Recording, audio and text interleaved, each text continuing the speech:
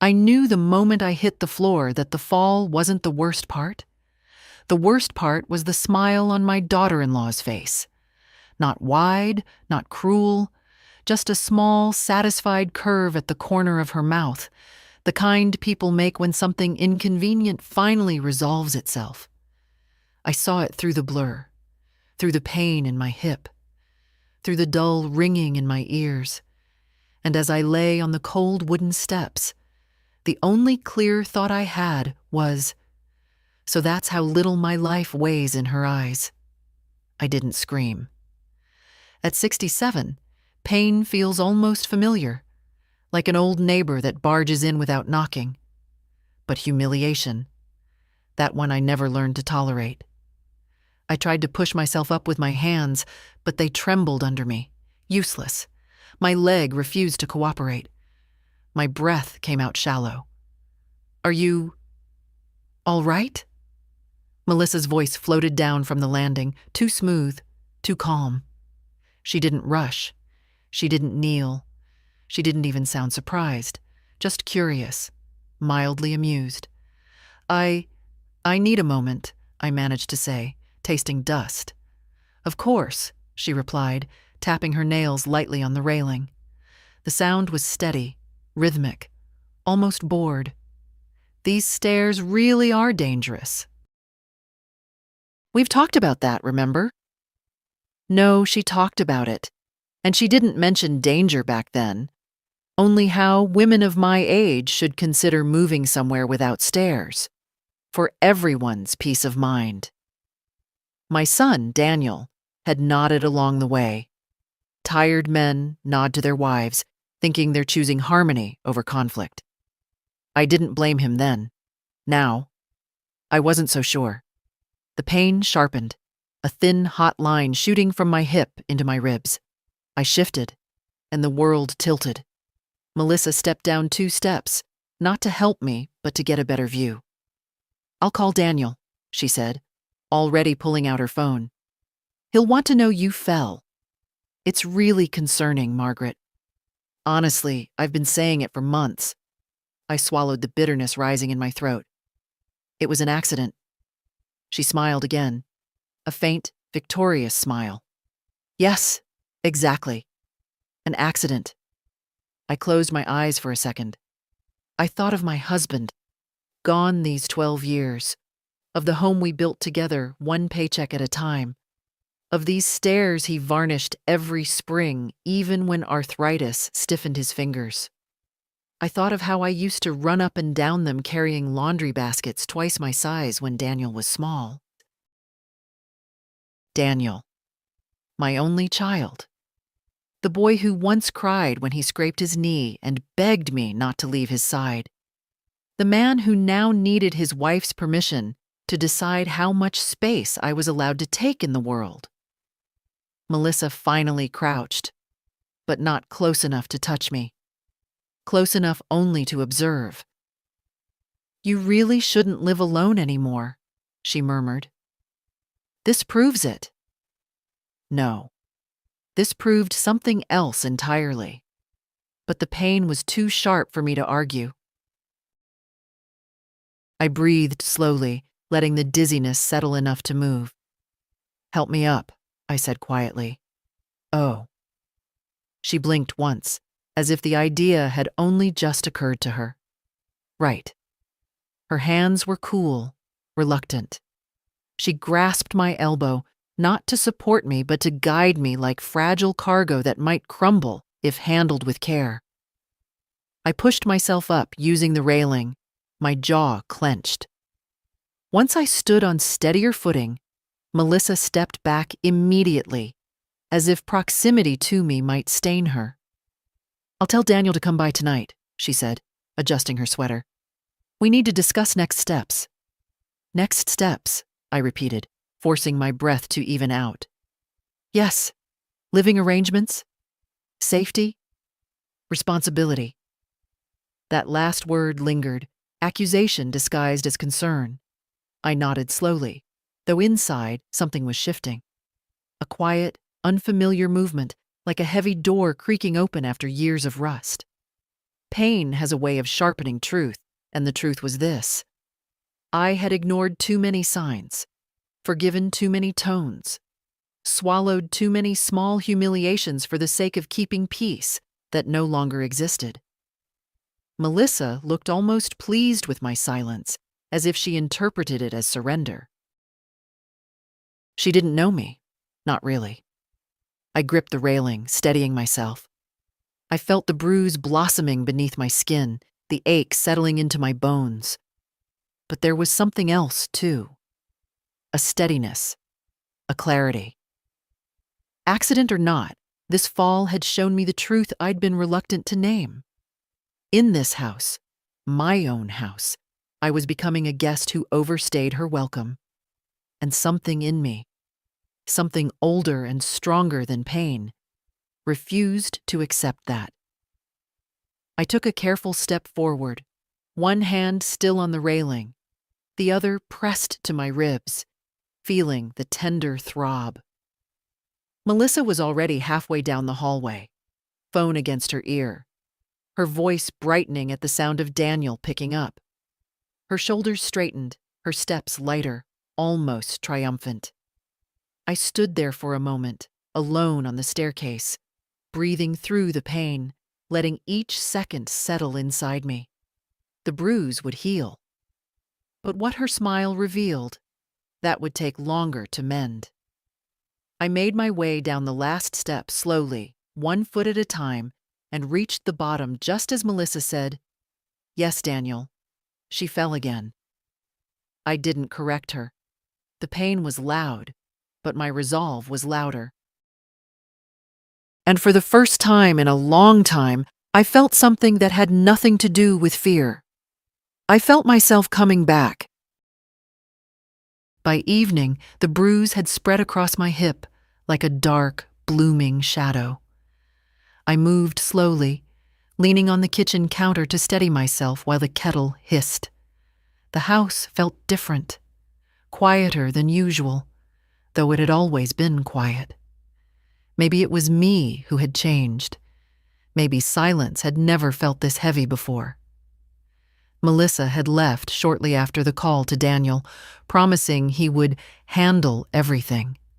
She said it with the same tone you use when talking about fixing a broken appliance. I watched her walk out the door without a backward glance. She didn't ask if I needed help making dinner. Didn't check whether I could get up the stairs to my bedroom. She simply left. I didn't try the stairs again. Not that night. I slept in the recliner in the living room, wrapped in an old quilt that still carried the faint scent of cedar from the closet. When I closed my eyes, I didn't see the fall. I saw her smile.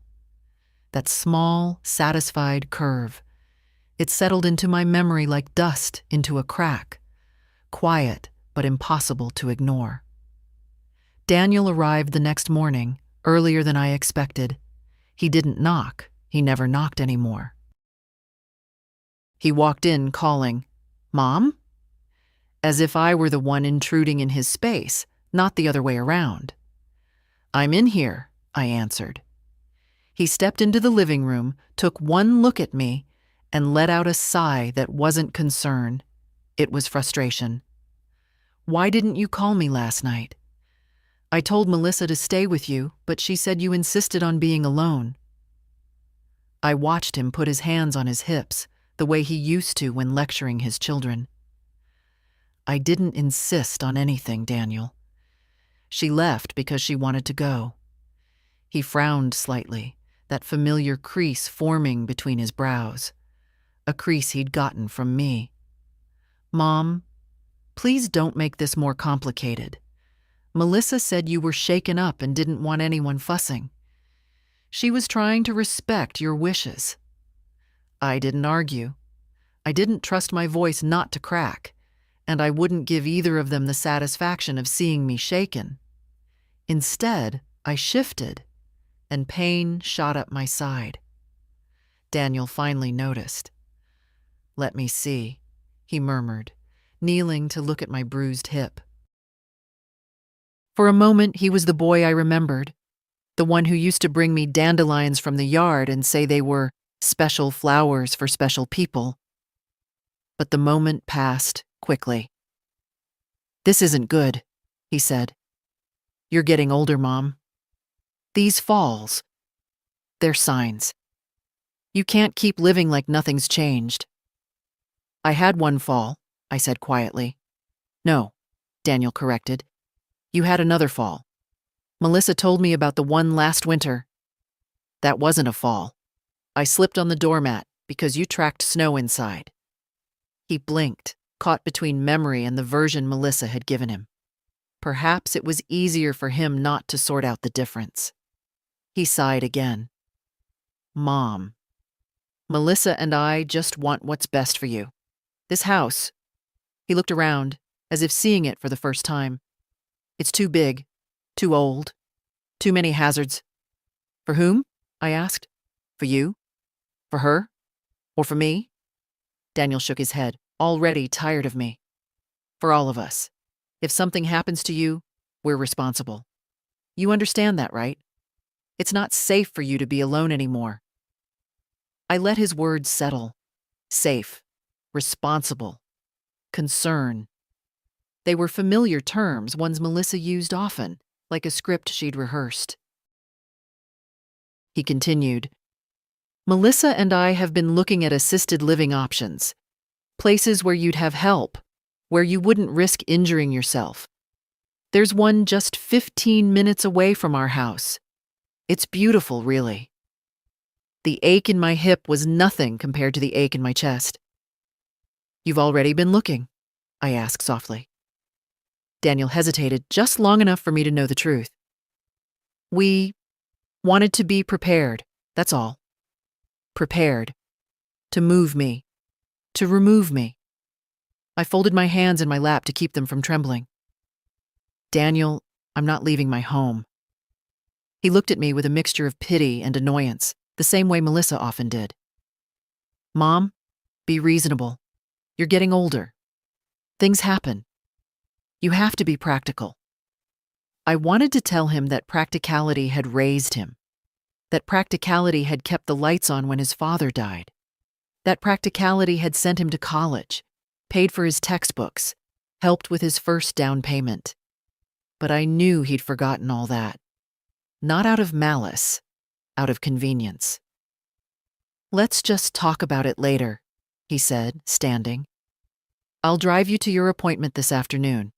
Melissa scheduled it." "My appointment?" "With the doctor. To assess your mobility and, well, everything." "Everything," I repeated. Daniel bent to kiss my forehead, but his lips only brushed the air inches above me. Then he hurried out, already on his phone with Melissa, reporting back like a man giving updates to his supervisor. When the door shut behind him, the house fell silent again. I exhaled slowly. The pain in my hip pulsed, steady as a clock. But beneath it, something else pulsed too, calmer, older, deeper. Not defiance, not anger, clarity. For the first time in years, I was beginning to see my life with the lights on. I reached for my cane, one I rarely used, and traced its smooth wooden handle with my fingers. My husband carved it for me when I turned 60. "For when you need a little help," he'd said. Not control, not supervision. Help. The kind that doesn't come with strings. I pressed my palm against the chair and slowly stood. Every movement hurt, but movement was still mine, my choice, my pace. Outside, a cold wind rustled the last of the autumn leaves. Inside, I felt the same shift, something loosening, something falling away. Not me, something around me. And though I didn't say the words aloud, I felt them clearly. This house is still mine, and so am I. The clinic smelled of disinfectant and old magazines, the kind that curl at the corners from too many anxious hands. I sat in the waiting room, while Daniel filled out forms at the counter, like a man arranging paperwork for a fragile shipment. He didn't ask if I wanted help. He simply assumed I needed it. Maybe that stung even more than the fall. A nurse called my name. I stood slowly, testing my weight on my injured side. The pain was sharp but familiar now. Something I could navigate. Daniel hovered behind me, one hand half extended, unsure whether to touch me or let me manage alone. Melissa had taught him that kind of hesitation. Dr. Chen greeted me warmly, though her eyes flicked to the bruise blooming beneath my skirt hem. "Let's start with the fall," she said, gesturing toward the examination table. "Tell me exactly what happened." I told her. I didn't embellish. I didn't accuse. I didn't mention Melissa's smile, though it tried to claw its way out of my throat. Dr. Chen examined my hip, pressed gently along the bone, and nodded. "It's a painful bruise, but no fracture. You were lucky, Margaret." Lucky. That word had never felt so heavy. She asked about dizziness, confusion, memory lapses. I answered clearly, steadily, watching her check boxes on her chart. Daniel sat in the corner, arms crossed, as if he already expected the results to confirm whatever Melissa had planted in his mind. "And cognitively," the doctor said, "you're perfectly sound. No signs of impairment." Daniel looked up. Just a flicker of surprise, but a flicker was enough. Dr. Chen continued, "Your fall appears to be exactly what you described. An accident. Stairs can be hazardous, especially with the glossy finish yours have. A simple slip." I felt warmth rise in my chest. Not pride. Validation. Someone believed my version of my own life. But Daniel shifted uncomfortably. "Are you sure? She's had other close calls." "No," I cut in gently. "I've had other winters. Big difference." Dr. Chen glanced between us, sensing the tension. "Margaret is fully capable of living independently.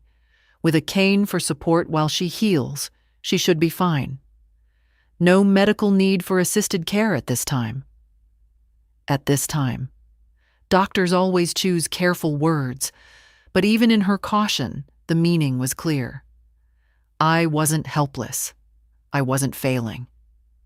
Daniel rubbed his forehead the way he does when something disrupts the narrative he's already settled into. "Well, okay, but we still need to talk about long-term safety." I felt myself stiffen, but Dr. Chen stepped in. "Long-term decisions should respect the patient's autonomy, and Margaret is fully capable of making her own." He nodded politely, but I could see Melissa's shadow behind his eyes. He wasn't convinced. After the exam, the nurse handed me written instructions, though I didn't need them. Rest, ice, careful movement. I'd managed worse before. Grief, poverty, loneliness. Bruises heal. The other things just settle deeper. When we reached the parking lot, Daniel finally spoke. "Mom, this doesn't change the fact that we're worried." "No," I said quietly. "It only changes the fact that you're wrong." He opened his mouth, then closed it again. Silence stretched between us, thin and fragile, like a sheet of frost. "I'll check on you tonight," he said, and I heard the unspoken Melissa told me to. "I'll be fine," I answered. He drove away, and I stood there for a moment, letting the wind cool the ache in my hip. The sky was gray, the kind of dull winter sky that never fully brightens. But strangely, I felt lighter than I had in days. Because someone had finally spoken the truth aloud. I wasn't losing my mind. I wasn't incapable. And I wasn't as alone as Melissa hoped I'd feel. But something else settled inside me too. A quiet warning, sharp and steady. People don't smile the way she did unless they already have a plan. and I had a feeling that my fall was only the beginning of hers. Daniel stopped by that evening just as I expected. Not with flowers, not with dinner, but with a tone already shaped by someone else's voice. He stood in the doorway, shoulders tense, hands buried in his coat pockets. He used to come inside without thinking. Now he waited for an invitation, as if politeness could mask the purpose of his visit. "Mom," he said, exhaling sharply, "we need to talk." There it was, his favorite phrase when the real voice behind him wasn't his own. "Come in then," I replied, stepping aside. He walked past me, scanning the living room the way people do when they're looking for confirmation of their fears, or the justification for them. The cushions slightly askew, a blanket on the recliner, the cane leaning near the armrest. To him, each item was another argument in Melissa's arsenal. He sat, but he didn't relax. "I spoke with Melissa. She's really worried about you." "I've noticed," I said quietly. He didn't catch the tone, or he chose not to. "She thinks you're minimizing the fall. And honestly, I think you are too. You could have broken your hip, Mom. You were alone. Anything could have happened." I folded my hands in my lap. "It was an accident, Daniel." The doctor confirmed that. He waved this away, not angrily, but impatiently. Doctors look at the medical side. They don't consider the bigger picture. You're getting older. Things change. Age again. It always came down to that. A lifetime of strength reduced to a number. "Melissa thinks it's time to plan ahead," he went on. "We can't just wait for something worse to happen." I let out a slow breath. "Tell me what Melissa thinks, since that seems to matter more than what I think." He paused, just a flicker, but long enough for me to know I had struck something true. "She thinks," he said carefully, "that the house is too much for you. The stairs, the yard, even the kitchen. There are hazards everywhere. And she's right. I don't want to see you hurt, Mom. I can't go through that again. Again." He said it as if he had been the one lying in pain on the floor. "Assisted living isn't what it used to be," he continued. "They're beautiful places now. Activities, meals, safety. You wouldn't have to worry about anything. Except losing my independence, my home, my dignity." "Daniel," I murmured, "do you hear yourself? You're talking as if I were helpless." "You fell," he insisted. "People fall," I countered. "You fell off the porch when you were 10. I didn't try to move you to a safer home." "That's not the same. It feels the same to me." He leaned forward, elbows on his knees, hands clasped like he was holding himself together. "Mom, I love you, and I want to help you before anything worse happens." "I know you love me," I said softly, "but I don't think you see me anymore. You see whatever Melissa tells you to." His jaw tightened, not in anger, but in shame he didn't want to name. "She's not the enemy," he muttered. "I never said she was. But you act like she wants to control your life." I looked at him steadily. "Doesn't she?" Silence stretched between us. He didn't answer because he couldn't. Not honestly. He rubbed his palms together, restless. "I'm just asking you to consider it," he said finally. "For your own good. My own good." The phrase tasted metallic. I pushed myself up slowly, testing the steadiness of my legs.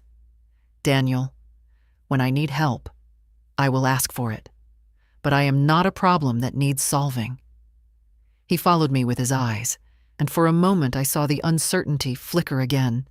The boy in the man, confused by love, twisted into fear. "Mom, please don't make this harder." "I'm not the one making it hard." He stood abruptly. "I'll talk to Melissa." We'll figure out something. I nodded, though his words didn't reassure me. Drive safe, Daniel. He left without another word, closing the door behind him with the heaviness of a man caught between two loyalties and unsure which one benefits him more. I sank back into my chair, my body aching, but my mind sharper than it had been in years. Daniel wasn't cruel. He wasn't heartless. But he was weak where Melissa was strong. And weakness in the hands of the wrong person can do more damage than malice ever could. Outside, the evening darkened, shadows stretching across the walls like long fingers. I wrapped the quilt tighter around my shoulders and let the quiet settle. They were planning something. I could feel it. And for the first time, I admitted to myself, I needed to be ready. 2 days passed, and not once did Melissa bring the children by. That alone wasn't unusual. She always had reasons ready, small, polished excuses she thought sounded thoughtful. But this time, the silence was different. Intentional. Calculated. Even the kids' usual text messages didn't come, and it wasn't like them to forget. I sat at the kitchen table after dinner, waiting for the pot of tea to steep, when my phone buzzed. My heart gave a tiny, hopeful jump. My granddaughter Chloe, maybe. She had her grandfather's tender way of checking on people.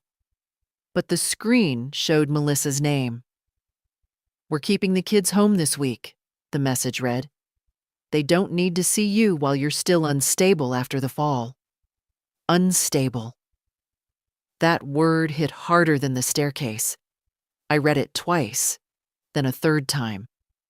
She didn't bother with warmth, not even a polite patting around the insult. Just the blunt suggestion that I was unsafe to be around my own grandchildren. I typed slowly. I'm fine. The doctor cleared me. Then erased it. Melissa didn't write messages to discuss. She wrote them to define the situation. I set the phone down and inhaled deeply, letting the rising steam from the kettle ease the tightness in my chest. Outside, children laughed somewhere down the street. My window was cracked open just enough for the sound to float in. Light, careless voices. The kind that had once filled this house every Sunday afternoon.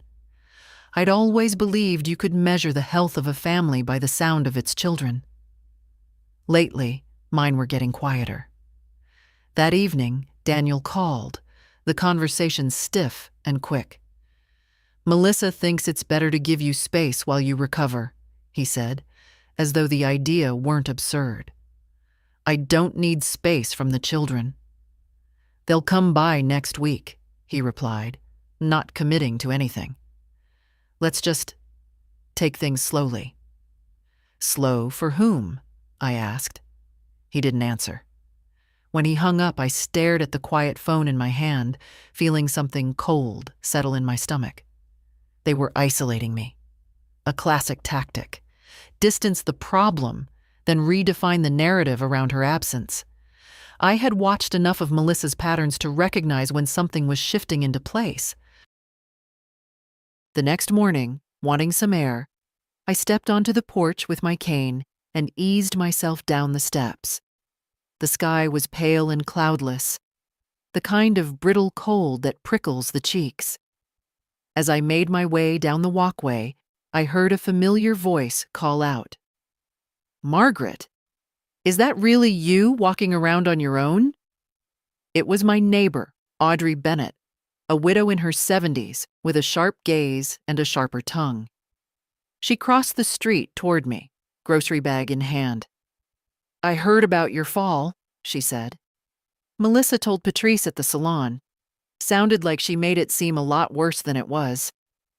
I snorted softly. I'm fine. Just bruised. Audrey studied me for a moment, narrowing her eyes. You look steady enough. Better than Melissa described. Of course she did.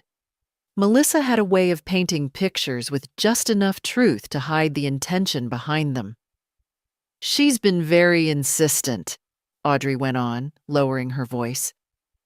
"Told Patrice she's worried you can't manage anymore, that Daniel's under a lot of stress because of you."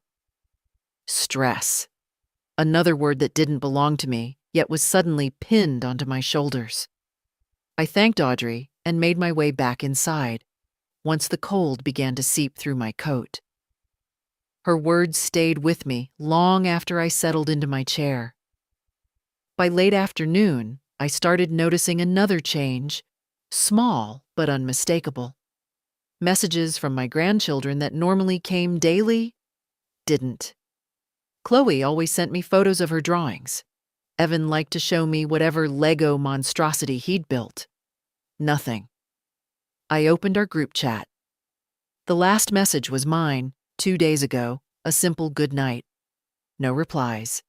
Children don't stay silent on their own. Someone instructs them.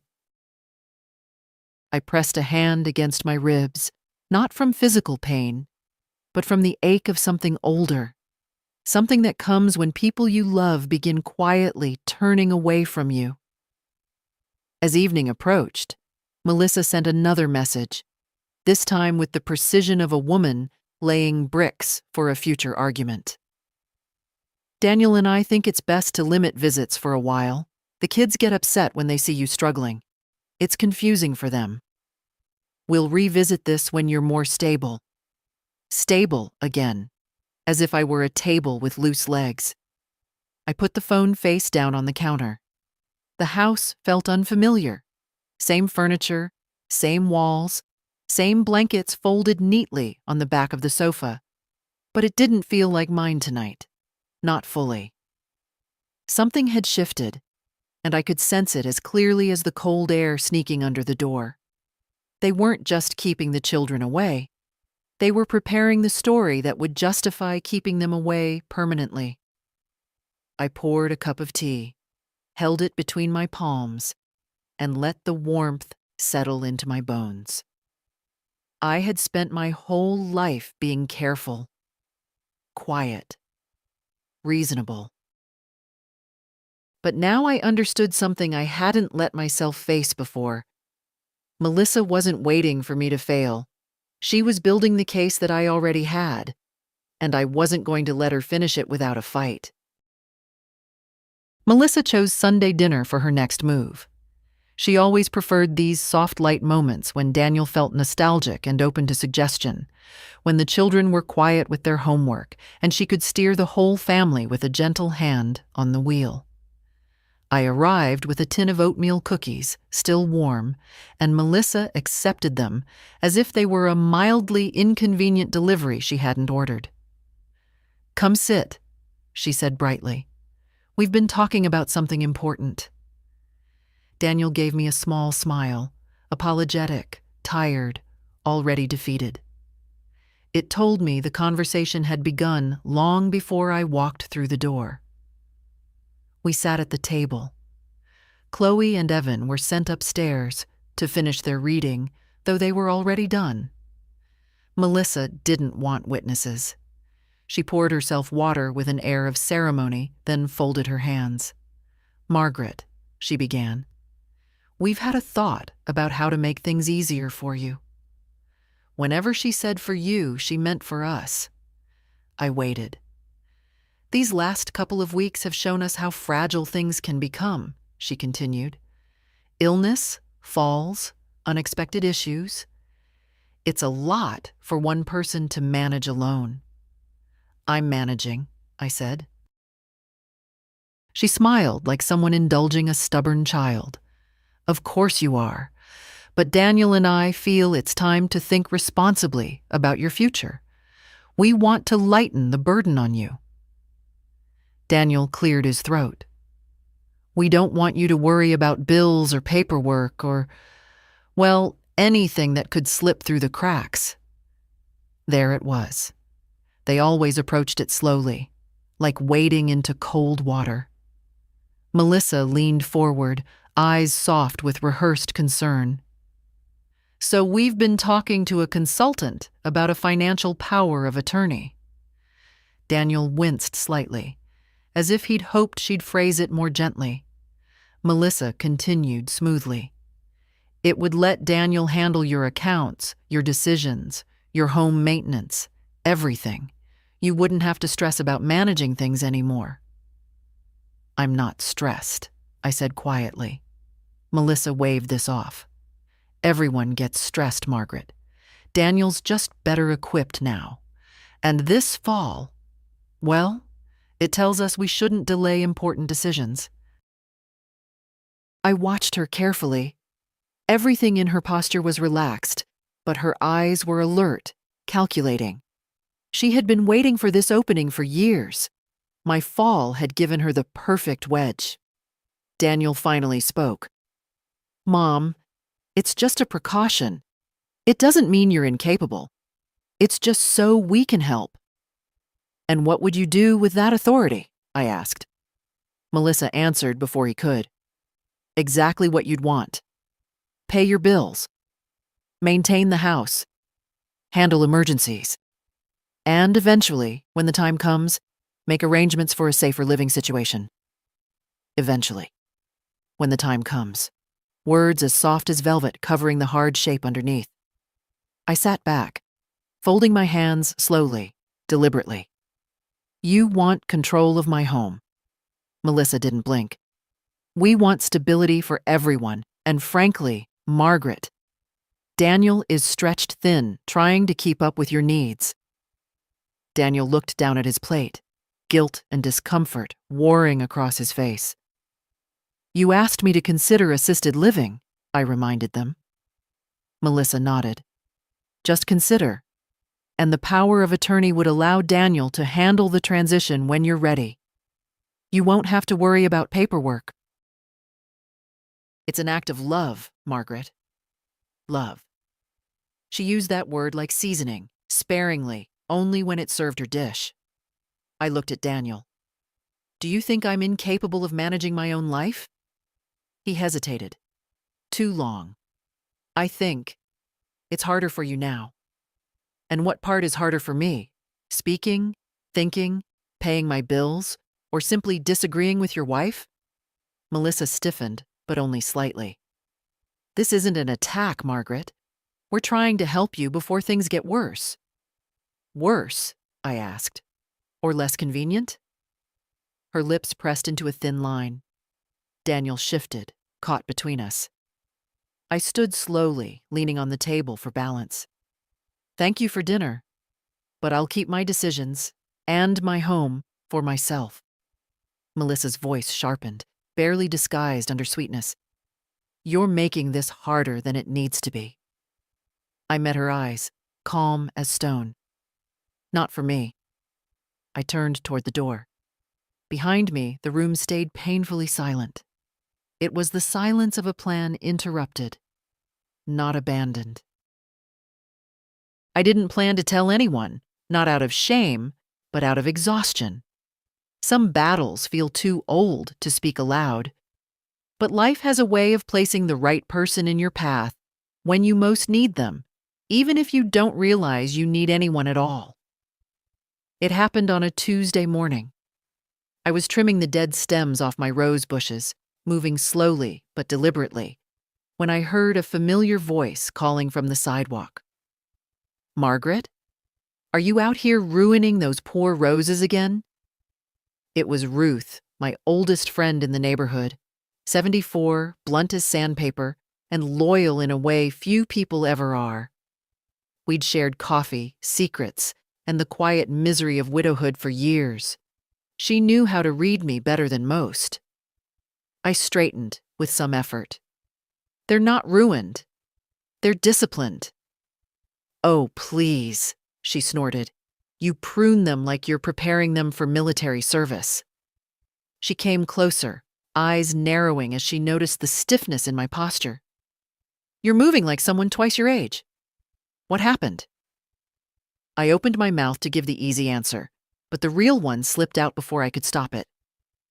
I fell. Her whole expression changed. You fell? When? How? I hesitated. A strange, brittle fear fluttered in my chest. Not fear of the fall, but fear of saying too much. Because once spoken, truth becomes harder to ignore. But Ruth didn't look away, didn't soften her gaze out of pity. She simply waited, arms crossed, ready to fight whatever enemy I named. So I told her. Not everything. Not Melissa's smile. Not the power of attorney talk. Not the silent erasure of my place in the family. But enough. Enough for her to understand something was wrong. When I finished, Ruth let out a low, sharp breath. And Melissa just watched you fall? It was an accident, I said quickly. She didn't cause it. But she enjoyed it, Ruth countered. I can hear it in your voice. I didn't deny it. She stepped closer, lowering her voice.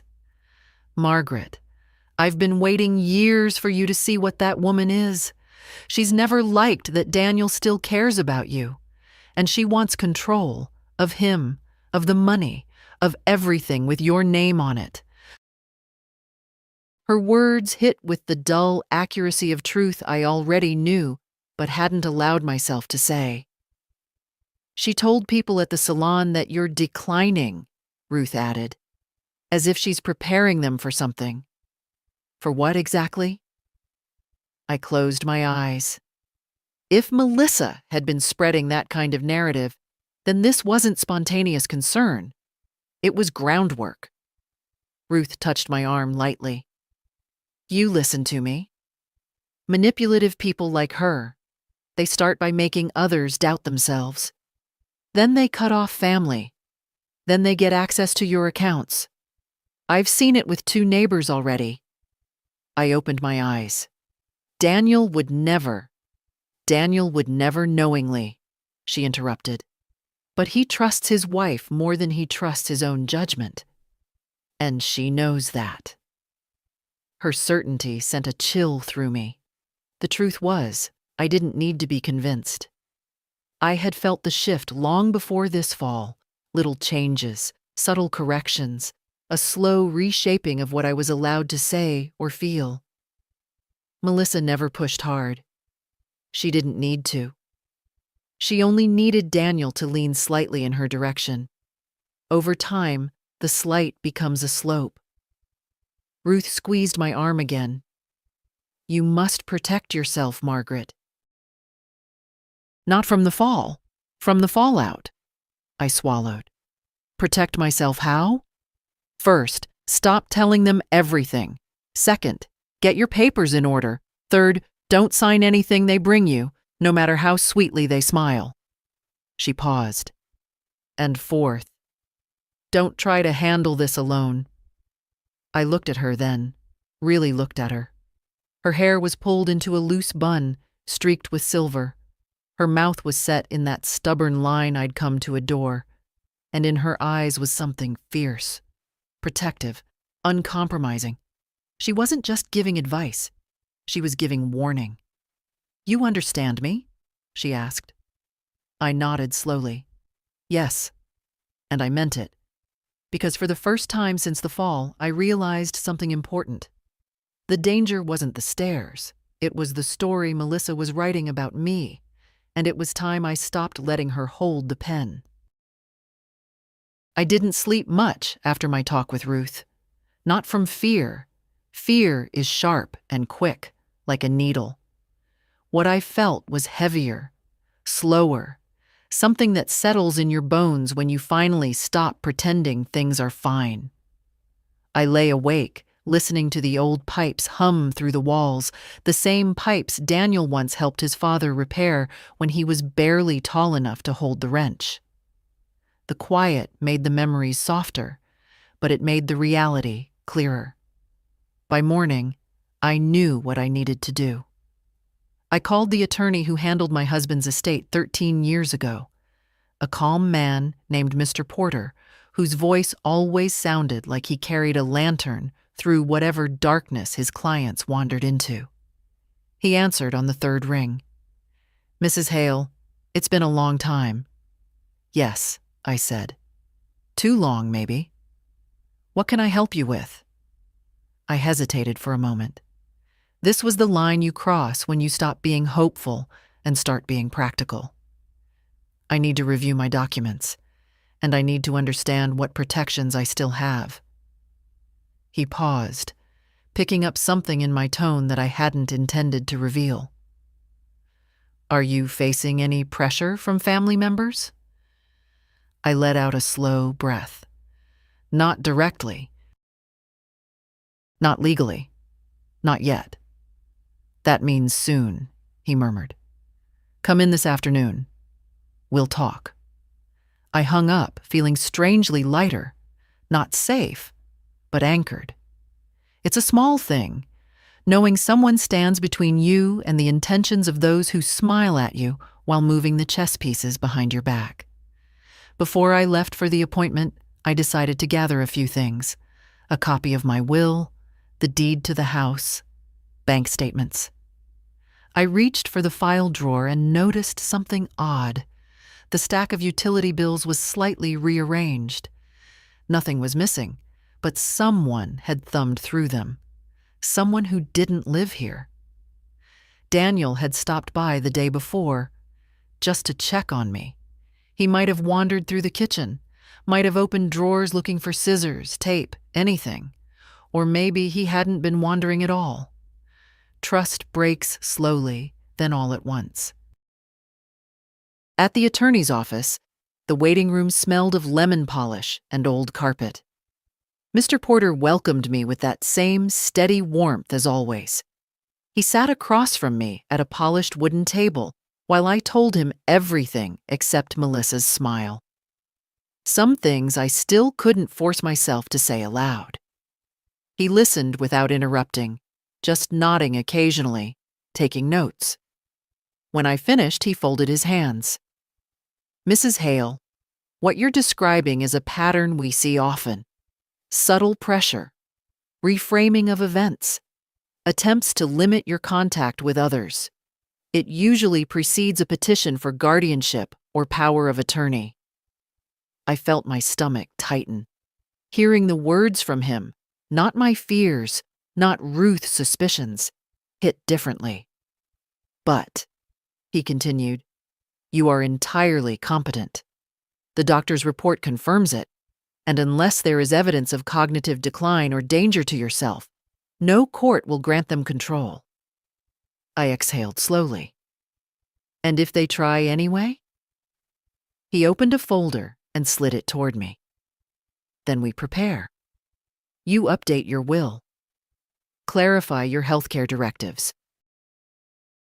And if necessary, we establish a trust that cannot be touched without your explicit consent. I touched the folder lightly. It felt heavier than paper. Also, he added, start documenting everything. Dates, comments, decisions they try to make for you. These patterns matter in court. Court. The word felt unreal, like something happening to another family in another town. But Melissa had already crossed the threshold of what decent people do. And Daniel, my sweet boy with the scraped knees and the dandelions, walked behind her with his head down, trusting the hand that led him. Before I left, Mr. Porter said one last thing. You're not alone in this, and you're not powerless. The words settled into me like warm stones. On the way home, the sky was the color of tin, low and heavy. I walked into my house, and closed the door behind me. For the first time in weeks, I didn't feel like a woman standing on the edge of something dangerous. I felt like a woman preparing. I didn't go digging for evidence. I wasn't hunting for secrets or trying to catch anyone in a lie. At 67, you don't go looking for trouble. Life hands you enough without asking. But sometimes truth arrives quietly, without warning, like a letter slipped under the door. In my case, it arrived as a voice. It happened on a Thursday afternoon. I'd misplaced my reading glasses, again, and went searching through drawers in the hallway cabinet. At the very bottom, beneath a stack of old receipts and batteries that probably no longer worked, I found a small digital recorder. I hadn't seen it in years. It belonged to my husband once. He used it to record notes when he was repairing things around the house. I held it for a moment, remembering the warm rumble of his voice. Out of habit more than curiosity, I pressed play. The first few seconds were static. Then, Melissa's voice. Clear, sharp, crisp. I'm telling you, this fall was a blessing. She'll finally have to admit she can't manage on her own. My breath caught in my throat. I stood completely still, afraid even the sound of air moving might change what I was hearing. Another voice, my son's, came next, uncertain, quieter. Melissa, don't say it like that. She got hurt. She got bruised, Melissa corrected, her tone dismissive. And frankly, we needed an example. Something that shows everyone she isn't safe by herself. Now we have it. I sat down slowly on the bench by the door, recorder trembling in my hand. Daniel whispered, I don't like talking about my mother this way. Then stop making me do it, she snapped. I'm trying to protect our family. You know what happens if she has a serious accident? We're responsible, legally, financially, emotionally. All of it would land on us. She paused, then added in a softer, coaxing voice. You said yourself she's getting forgetful. I didn't say forgetful, Daniel replied. I said she repeats things sometimes. Melissa's tone brightened, almost triumphant. Exactly. Patterns. And now the fall. We can show the court she's declining. Court. The word felt like a blow. Daniel's voice wavered. Do you really think it'll come to that? It has to, Melissa said simply. If she won't sign the power of attorney, then we'll petition for guardianship. And honestly, after this fall, it shouldn't be hard. I stopped the recording. My hands were shaking. Not from age, not from pain, but from a kind of grief so deep it didn't even have edges. It simply spread, swallowing everything it touched. My son hadn't said much on the recording, but he hadn't stopped her either. That silence of his hurt more than her words, more than the fall, more than the smile. I pressed play again, needing to be absolutely sure. Melissa's voice returned, sharp as broken glass. She's lived her life. Now she needs to stop making ours harder. The sooner we take control, the better. Those words stayed in the air long after I switched the recorder off. I set it in my lap and closed my eyes. It felt strange, strangely clarifying, to hear the truth spoken aloud rather than whispered behind closed doors. Strange to feel validation and heartbreak arrive in the same moment. I wasn't imagining things. I wasn't overreacting. There was a plan, a strategy. A roadmap with one goal: remove me from my home and my life while keeping their hands clean. I opened my eyes and stared at the recorder, its metal surface catching a sliver of afternoon sun. This wasn't just evidence. It was the line, the moment where hope ends and resolve begins. I stood slowly, placing the recorder in a drawer where I could reach it easily, not hidden, not forgotten. Ready. For the first time in weeks, maybe months, my mind felt steady, clear, almost sharp. They wanted to build a case. Very well. So would I. The letter arrived on a gray morning, the kind where the sky looks like damp wool stretched too thin. I wasn't expecting mail. My bills come electronically, and my friends prefer calling to writing. So when I saw the thick envelope with the county seal stamped in blue, a chill moved through me. I knew before I opened it. I knew before my fingers even touched the paper. Inside was the official notice. A petition has been filed requesting a determination of incapacity and the appointment of a guardian. I sat down slowly at the dining table, the letter trembling lightly in my hands. The room felt smaller somehow, as though the walls had leaned in to listen. My name was typed neatly at the top, my address below it, and then the words that sliced through me like ice. Petitioners: Daniel Hale and Melissa Hale.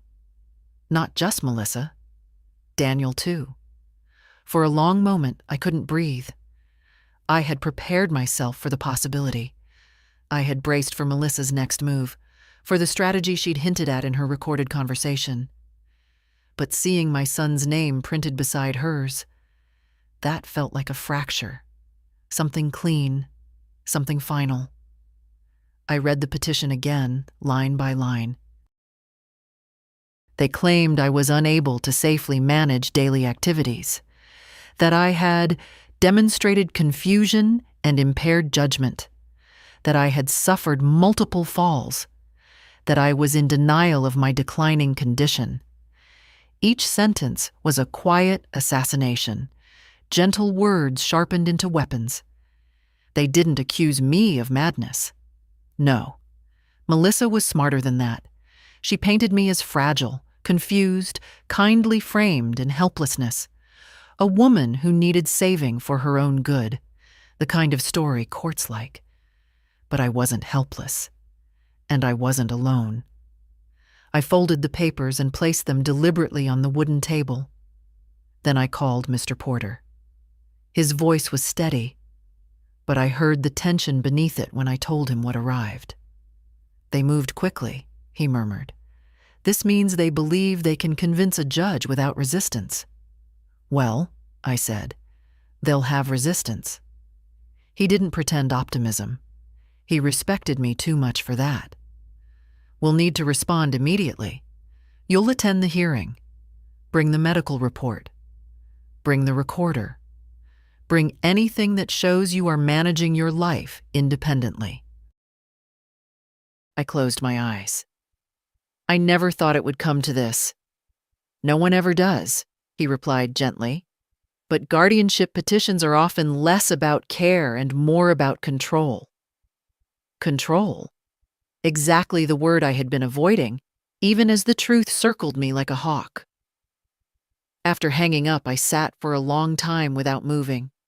The house was quiet, too quiet, the kind of silence that feels like a question. Did Daniel truly believe I needed this? Or did he simply believe Melissa needed him? I thought of his face at Sunday dinner, uneasy, conflicted, leaning toward the easier path rather than the right one. Melissa didn't need him to be cruel. She only needed him to drift. He drifted straight into this petition. The clock on the wall ticked softly, steady as a heartbeat. Outside, the neighborhood children ran past the window, shouting and laughing, their energy careless and alive. Life continued while mine was being quietly redrawn. But I didn't feel defeated. Not now. The fall had frightened me. The smile had hurt me. But this petition, ignited something I hadn't felt in years. A kind of fire that comes when you realize someone is trying to erase you politely. I stood, slowly but steadily, and placed the letter in a folder beside the recorder. Evidence. Proof. Pieces of the truth they hoped I would never gather. As I closed the drawer, my reflection caught in the glass. Lined face, silver hair, eyes sharp with clarity. I wasn't the frail woman they were describing, and I would not go quietly into the world Melissa was trying to build for me. If she wanted a court to decide my future, then I would make sure the court heard my voice, not her smile.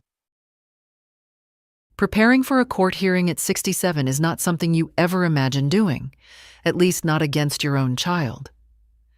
I moved through the days with a strange mix of calm and heaviness, like walking underwater. Yet beneath it all, there was a steady line of steel forming inside me, a line I didn't know I still possessed. Mr. Porter worked methodically. "Everything must be documented," he said. "Facts, not emotion." He didn't need to remind me. Emotion was the one thing Melissa was counting on, to make me look unstable, reactive, fragile. So I kept my voice steady and my steps careful, even when the bruise still ached in the mornings. We spread the documents across his desk. The medical report stating I was cognitively sound, photographs of the staircase, perfectly intact, bank statements showing bills paid on time, my planner, filled in every day with neat handwriting, and finally, the recorder. The moment he pressed play, the room changed. Melissa's voice filled the air, smooth, calculating, confident in its cruelty. Daniel's hesitant replies, his silence, the quiet surrender in him that she wore like jewelry. When the recording ended, Mr. Porter exhaled. "This," he said, tapping the device gently, "is your anchor. If Melissa intends to paint you as incapable, this will show the court her intent. Control, not concern." I nodded, but my throat was tight. Hearing Daniel's voice again in that conversation, not just agreeing but allowing, felt like losing him twice in one lifetime. "When the judge hears this," he continued, "the petition will crumble." I wanted to believe him, truly. But I had lived long enough to know people cling to the stories they want to be true, even when confronted with facts. Melissa wanted a helpless version of me. Daniel wanted peace in his marriage. Neither wanted the real woman I still was. That evening, I walked home slowly. The winter air was sharp, waking my senses with each breath. When I stepped inside the house, I paused. The quiet didn't smother me this time. It steadied me.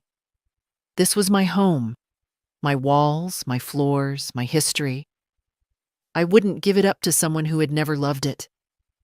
I pulled out a notebook Ruth had given me years ago, floral cover faded at the edges, and I wrote. Not feelings. I didn't need a diary. I wrote facts. Dates. Words Melissa used. Moments when Daniel looked away instead of standing beside me. I wrote until my hand cramped. By the time I closed the notebook, the first page nearly full, I felt something shift inside me. This wasn't just defense. This was reclaiming myself. Later, I called Ruth. She didn't ask how I was. She simply said, "When is the hearing? I'm coming with you." I smiled into the phone. "You don't have to." "Don't insult me," she replied. "I'm not letting you walk into a room where people try to dismantle you without someone in your corner." For the first time in weeks, warmth flooded me. Not safety, not comfort, but loyalty. A rare thing in old age. A rare thing in life. After we hung up, I went to the kitchen to make tea. As the kettle warmed, I caught my reflection in the dark window. A woman standing straight, shoulders squared, eyes still bright despite everything. The machine Melissa wanted to portray, a fragile, fading shadow, did not match the woman I saw. The hearing was days away, but I already knew one thing with absolute certainty. They were going to see me clearly. All of them, whether they wanted to or not. Courtrooms have their own kind of cold, not the sharp cold of winter air or the heavy cold of a lonely house. This was a quiet, polished cold that seeped from marble floors and stiff-backed benches, from the weight of rules and judgment. Ruth walked beside me, Her arm looped through mine, steady as a handrail. Mr. Porter met us at the entrance, briefcase in hand, eyes clear and focused. "You ready?" he asked. I wasn't. No one is ever ready to hear their child argue that they're unfit to live their own life. But I nodded anyway. Some things you face because turning away would break something even more important than your pride. Inside, Daniel sat on one side of the room, Melissa beside him, impeccably dressed in soft beige, a color chosen to convey kindness, neutrality, concern. She glanced at me with a small, professional smile. Daniel didn't meet my eyes. The judge entered. A woman with silver hair pulled tightly back, her face lined with the kind of experience that doesn't tolerate theatrics. She called the room to order, and Melissa straightened, ready to perform. Their attorney spoke first. He described me as a lovely woman entering a stage of vulnerability, using a tone usually reserved for reading bedtime stories. He referenced the fall, the supposed confusion, the growing difficulty of managing my affairs. As he talked, Melissa nodded at every line, placing a sympathetic hand on Daniel's arm. Daniel sat very still. Then it was their turn to speak. Melissa rose. Her voice trembled, artfully, deliberately. "We adore Margaret," she began. "She means so much to our family. But her health has been declining. She forgets things. She puts herself at risk. We're terrified something terrible will happen if we don't intervene." She spoke with such conviction that someone who didn't know her might have believed every word. The judge took notes, expression unreadable. Then Daniel stood. He wasn't a good liar. His voice wavered, his hands fidgeted. "Mom has always been strong," he said. "But lately, it seems harder for her. She fell. Twice. She mixes things up sometimes, and I just want her safe. We both do." He finally looked at me. For a moment, I thought I saw a flicker of doubt, maybe even regret. But it vanished under Melissa's approving smile. When the judge turned to me, the room felt impossibly still. "Mrs. Hale," she said, "you may respond."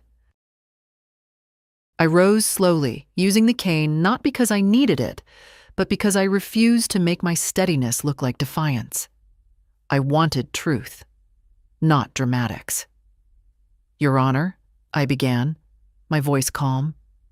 "Getting older is not the same as losing oneself. I had one fall. The doctor confirmed it was an accident and that I'm fully competent. I pay my bills. I manage my home. I take care of myself." I saw Melissa shift, uneasy. "And I am not confused," I continued, "but I have been misrepresented." Mr. Porter stepped forward. "Your Honor, with the court's permission, we'd like to play a recording recently discovered in Mrs. Hale's home." The judge nodded. He pressed play. Melissa's voice filled the courtroom. Cold, calculating, confident. "This fall was a blessing. She can't manage on her own. We can show the court she's declining. It shouldn't be hard." Daniel's quiet agreement. His silence when he should have objected. His weakness used as leverage. When the recording stopped, the room was so silent I could hear my own pulse. The judge looked at Melissa first. Her expression didn't soften. It sharpened. "Mrs. Hale," she said, "do you care to explain this?" Melissa opened her mouth, but no sound came. Daniel's face went pale. The judge leaned back slightly, eyes narrowing. "This recording suggests intent not to protect, but to control, and possibly to manipulate the court." She glanced at me then, directly, respectfully. "Mrs. Hale, thank you for your clarity today." My hands trembled just slightly, but I kept them folded. For the first time since the fall, I felt the ground beneath my feet steady itself. The truth was no longer just mine. It was in the room now. And it was loud. Judges don't raise their voices when they're truly displeased. They grow quieter, more precise. The judge that morning spoke with a calm so sharp it felt like a polished blade. "I am denying the petition for guardianship," she said, her gaze fixed on Melissa first, then on Daniel. "The evidence presented shows no basis for claiming Mrs. Hale is incapacitated. In fact," she tapped the papers before her, "the medical report and recorded conversation suggest the petition may have been motivated by something other than concern." Melissa's lips parted, but no sound escaped. Daniel looked like a man who'd taken a step onto ice that cracked beneath him. The judge continued. "Mrs. Hale is competent. She is capable. She is maintaining her home and affairs. This court will not remove her rights." My cane rested lightly against my hand. I didn't lean on it. I stood tall, steady, not triumphant, simply present. "Furthermore," the judge added, "this court is deeply troubled by the recording." Her eyes narrowed at Melissa. "It suggests deliberate manipulation and an intent to mislead. Guardianship petitions are not tools for convenience or control." Melissa swallowed hard, a tiny flicker of fear crossing her face. Daniel shifted beside her. I could see the shame blooming in his expression. Slow, dawning, painful. The kind of shame that comes when you finally see the cost of your silence. The judge turned to Mr. Porter. "Mrs. Hale maintains her rights in full. Should further petitions be filed without substantial justification, this court may consider penalties." I hadn't realized I was holding my breath until that moment. It left me slowly, like air escaping from a long-sealed room. "Mrs. Hale," the judge said, softening just slightly, "you've shown admirable clarity today. Take care of yourself, and take care with whom you trust." I nodded. "I will, Your Honor." The gavel struck. The echo rolled through the courtroom like a quiet storm breaking. As people began to rise, Melissa grabbed her purse with stiff fingers. Her polished composure had cracked. Not shattered, but cracked enough for truth to seep through. She avoided my eyes, busying herself with nothing. Her silence was no longer a weapon. It was a shield. Daniel stood frozen for a moment. Then, slowly, he approached me. "Mom," he began. I waited. His face tightened, as if forming the words physically hurt. "I didn't know she said those things. I didn't know she meant it that way." But he had known enough. Or he should have. "You signed the petition," I said gently. He closed his eyes, exhaling, like a man realizing he'd lost something he didn't mean to gamble. "I thought we were helping you. I thought Melissa said it was the right thing, that you'd be safer." "She said many things," I replied. "You listened to all of them but mine." He flinched, not from the volume, but from the truth. "I'm sorry," he whispered. And for once it sounded real, raw, unpolished. But apologies don't undo signatures, or silence, or years of slow erosion disguised as concern. Ruth appeared at my side, her hand brushing my arm. "Ready to go home?" she asked. I nodded. Home, my home, still mine. As we walked toward the exit, I didn't look back at Daniel and Melissa. Not out of spite, out of understanding. There are moments in life when you finally see people clearly. Not the people you hoped they were, but the people they chose to be. I stepped into the hallway, the air warmer than the courtroom, and felt something inside me settle. Not victory, not bitterness. Just certainty. They had tried to take my voice. But today, Today, it had carried further than their lies ever could. And that was enough. In the days after the hearing, the house felt different. Not larger, not brighter. Just mine again. As if the walls had been holding their breath along with me and were now slowly exhaling. I moved through the rooms with a steadier step, my cane tapping lightly on the floorboards, the sound no longer a reminder of weakness, but of ownership. I spent the first morning doing something small, yet strangely symbolic, opening the curtains in every room. Sunlight spilled over the furniture, touched the old photographs, warmed the places that had felt cold for too long. For the first time in months, I didn't feel watched or measured. I felt present. Ruth visited, carrying lemon muffins she insisted were medicinal. She settled at my kitchen table, eyeing me the way a general inspects a soldier after battle.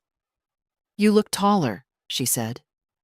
"I feel lighter," I admitted. She nodded, satisfied. "Good. Just don't let them slip back in with softer tactics. People don't give up control because a judge scolds them." I knew she was right. Melissa would return to her home, lick her wounds quietly, and begin rewriting the story in softer strokes. Daniel would be lost between guilt and loyalty, pulled in two directions he didn't fully understand. But me, I finally understood something essential. I didn't have to play the role they'd handed me. Later that afternoon, I sat with Mr. Porter to finalize the paperwork we had put in motion before the hearing. He handed me the updated will, the healthcare directive, and the documentation confirming a small trust I'd created for Chloe. One Melissa could never touch. "This ensures your decisions stand," he said. "No one can override them. Not without your consent and not without a court seeing compelling evidence, which they won't." I traced the edges of the documents, feeling a quiet satisfaction settle in. Not triumph, not revenge, stability. "Thank you," I said. "You did the hard part," he replied. On the way home, I stopped by a garden shop and bought a new pair of gloves. My husband used to tease me about how I wore through gardening gloves faster than most people wore through shoes. I smiled at the memory, bittersweet and warm. When I returned, Daniel's car was parked at the curb. For a moment, I just stood there, breathing in the crisp air. He looked up when he heard my steps and hurried over, hands half raised as if he wasn't sure whether to hug me or keep a respectful distance. "Mom," he said quietly, "I came to see if you're all right." "I'm fine, Daniel."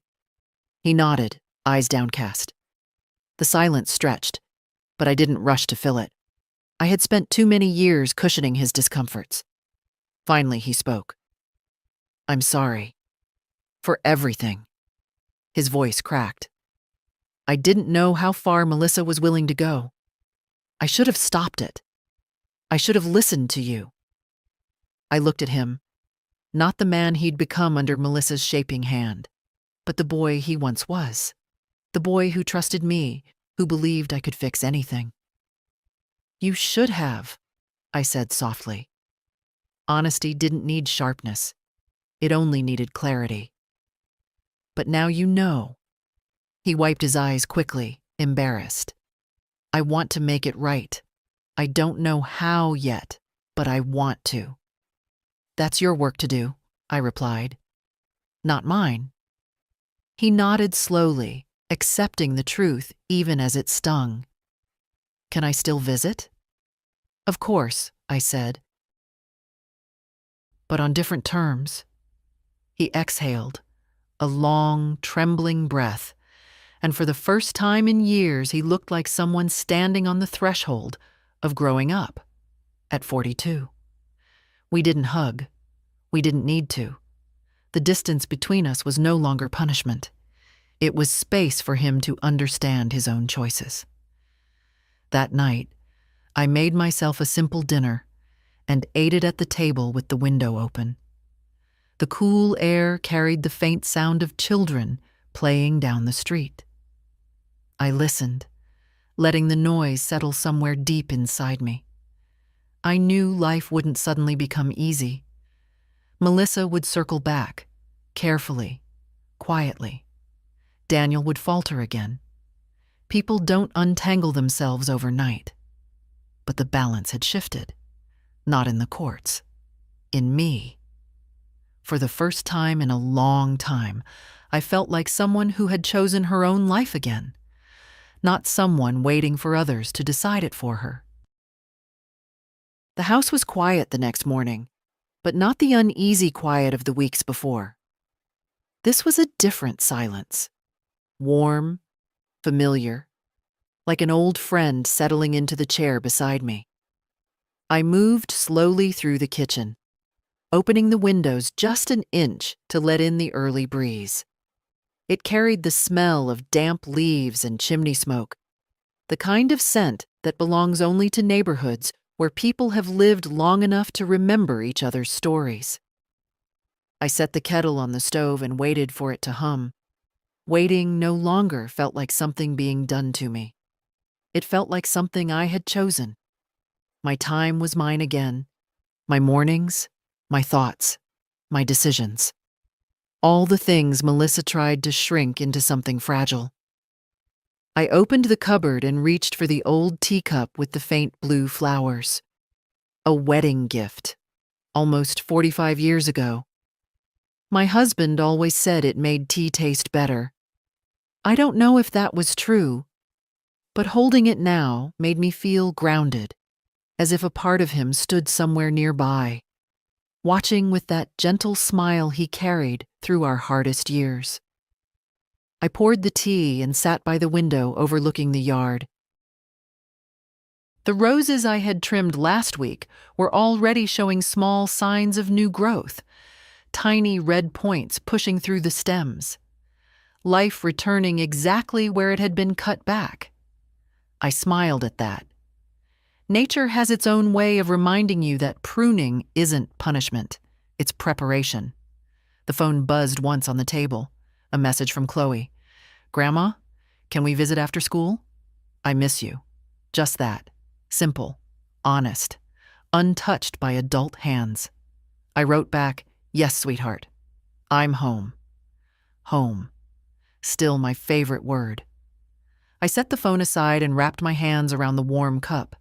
I felt no triumph, no gloating. Those emotions burn too fast and leave nothing behind. What I felt was steadier, deeper, something like the quiet settling of dust after a long storm. A truth coming back into place. People think dignity is loud, a speech, a confrontation, a final sweeping gesture. But real dignity is quieter. It's choosing your own way after someone tried to choose it for you. It's standing up not because anyone is watching, but because you remember you deserve to stand. Later today, I would bake cookies for the children, maybe prune a few more roses. Maybe sit on the porch with Ruth and let her scold me about wearing sensible shoes. Ordinary tasks, simple moments, but they belong to me, not borrowed, not supervised. Mine. I took a sip of tea. It tasted exactly as it should. The fall had hurt. Yes, their betrayal hurt even more. But neither broke me. And in the end, I didn't win by fighting harder. I won by refusing to disappear. A soft breeze moved the curtains. Somewhere down the street, a dog barked, followed by laughter. I closed my eyes and breathed it in, letting the moment settle like warm sunlight on my skin. I was still here, still steady, still myself. And that was the quiet triumph they never expected. If my story meant something to you, if it stirred even a small part of your own strength, share it, leave a comment, or follow for more.